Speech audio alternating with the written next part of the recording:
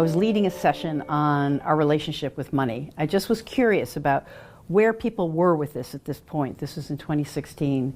We had 50 people in the room. We circled up and we went around the room just to say something about your relationship with money.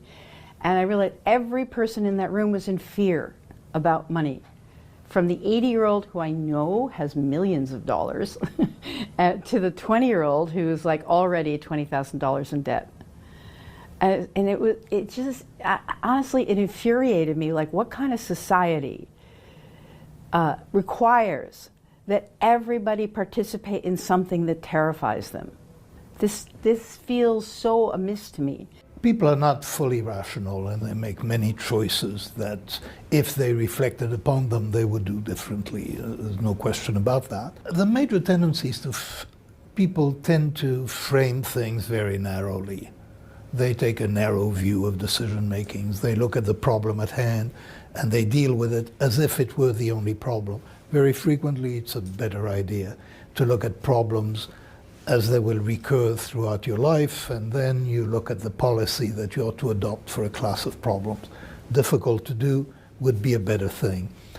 People frame things narrowly in the sense, for example, that they will save and borrow at the same time instead of somehow treating their whole portfolio of assets as one thing. If people were able to take a broader view, they would in general make better decisions. So that is certainly one of the weaknesses of human decision making.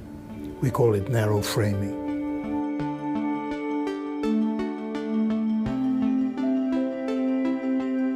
First of all, I'd like to distinguish between independence and freedom. So financial freedom is like freeing your mind. Financial freedom is understanding that I'm me and there's an economy out there and I have a relationship with it, but it doesn't run my life. You know, it's freeing my mind from the messages of the consumer culture, the messages of the economy, the messages that, you know, a house is a starter house. No, that's my house. I could die in my house, you know? It's like there's so many presumptions that drive us into wage slavery, debt, and it doesn't matter whether you are at the low end or the high end. If you are engaged in that sort of anxious process of more, you are not free. So the first layer of financial independence I talk about is this freedom of the mind, is freeing your mind, of saying like, I am sovereign, the economy is secondary. I will move my sovereign self into the economy for my own purposes, you know, rather than I am a schlump and the economy is my mega boss and I don't know, my boss seems to be as big as the sky, and so I will just let my life be run by my boss and the tax system, and I'm just going to let myself be run by this thing. No. So you are a sovereign being, so that's your first layer of financial independence, is your own sovereignty. And then the second layer is to get out of debt. And for some people, debt feels endless. And the first step to getting out of debt is stop going into debt. There's many people who've written to us who flattened their debt in a couple years, impossible debt that was going to be endless. They would die with this debt. And once they see what the debt is doing to them in terms of the actual opportunities, the future opportunities of their lives, that's the sort of link that we try to get people to make, so that something in the future is more important than the immediate pleasure of buying one more tchotchke that you're never going to use. And the third level really is to get those 6 months of savings in liquid assets, whether it's bank accounts, you know, someplace where you can actually, within 24, 48 hours, you could realize that money.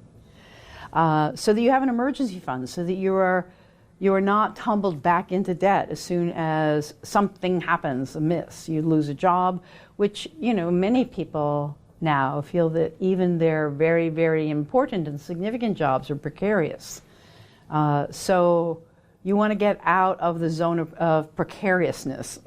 And part of how you get out of that precariousness is savings. And then over time, the next layer of financial independence is you start to see that surplus savings can be invested in such a way that it throws off an income. And over time, if you become a systematic and sometimes obsessive saver, and you can see, you could chart it, you can watch your passive income grow. Knowing money is your life energy, you track everything you buy. And an easy way to do it, if you don't like, like writing a little notebook every time you do a transaction, is just use your debit card. I said debit, not credit. You use your debit card and your bank has a complete record of all your purchases. Every month you take a look at your purchases, you sort out in categories that apply to your lifestyle. You just look at that and you kind of tell yourself the truth about whether spending your life energy in that way makes a difference.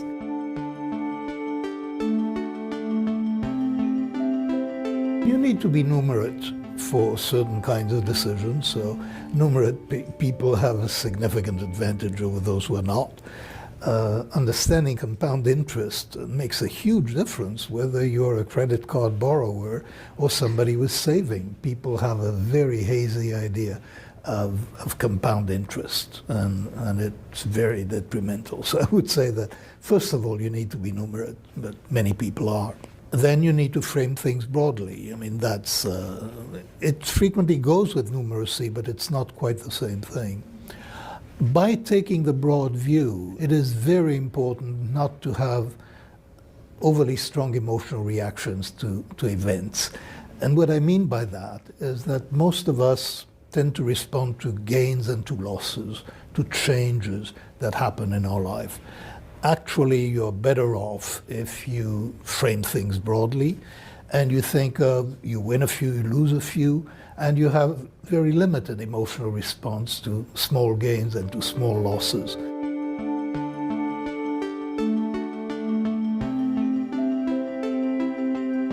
There's so many ways in which we project onto money the ability to not only make us happy, but to make us better or better than other people or safe or, so many deep gut level emotional feelings are playing themselves out in our relationship with money. We want more money and we want more happiness, so maybe if we get more money, we'll get more happiness. And it turns out that the relationship is really a lot more complicated than that. It's not too surprising to say that money can't buy you happiness. We've heard that phrase a lot, but that doesn't help us understand then what kind of spending will actually make us happy and what kind won't. So we've got a certain limited time on the planet. We're going to spend a third of it sleeping. We're going to spend another third of it, commuting and showering and, and sitting at a desk and doing somebody else's bidding. That's not a lot of life. So you think I got a third, I have a third of my waking hours are mine to do whatever I want, Who am I? So it's like, it then sends it into an existential question. Who am I? What do I care about? What do I want the impact of my actions to be? What do I want to learn? What do I want to understand? What do I want to feel, taste, touch? What do I want in what Mary Oliver calls my one wild and precious life? What we tend to find when we look at the data is that the biggest category of things that people spend on is stuff for themselves. Of course, we need to pay rent or our mortgage, we need to have a car, we need to have food and clothes, but it seems as though people are spending an inordinate amount of their money on stuff for themselves. And the biggest problem from our standpoint as psychologists is the percent of money that you spend on stuff for yourself is completely uncorrelated with how happy you are with your life.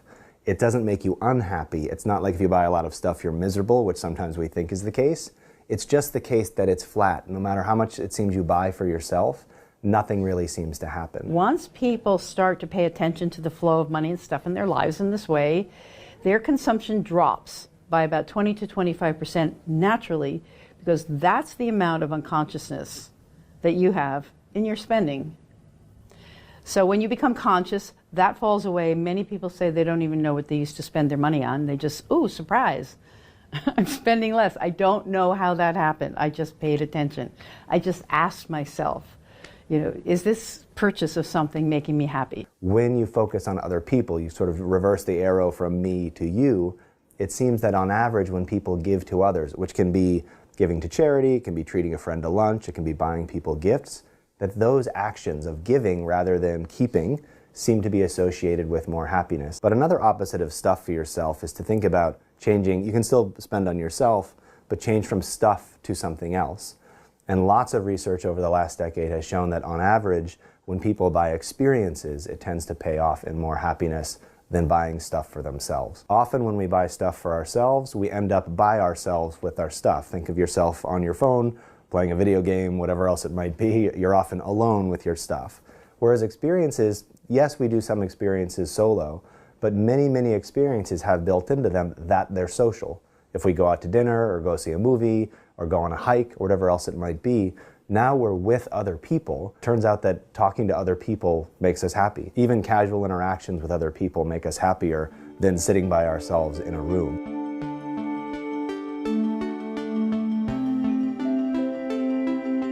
80% of children, 80, get to college having never had a conversation with their parents about money, where it comes from, how it's earned, how it's spent, what debt is. You can't just give your kids, launch them into their lives without giving them the tools. So I went to what I thought would be the smartest people to talk to about this, Warren Buffett's bankers. They advise the wealthiest families in the country, and I thought, they must know more that can help my family. Turns out that these wealthy families are making even more mistakes. And I walked away from this conversation with a number of takeaways. Takeaway number one, show them the money. It's incredibly important to talk to children about money at an age-appropriate level, but you need to talk. As Buffett's banker said to me, I spoke to the richest woman in America, and she said, it's a burden if I tell my children how much money they have. And he said, it's much more of a burden to burden them with ignorance than to burden them with the truth. Number two, actually try to limit the influence of money. After doing all this research in our home, we have chores, we have allowance, we do not overlap the two. Because if you do, it turns out the kids will do the chores just for the money. You get an allowance as part of being a member of our family. But sorry, someone's got to put the dishes in the dishwasher, someone's got to make their bed, you're part of the team, you have to take care of yourself. And the last thing is, let them make mistakes. Buffett's banker chided me when I told him we're kind of forcing our kids to put their money into different pots, spend, save, give away, etc. He said, let them decide for themselves.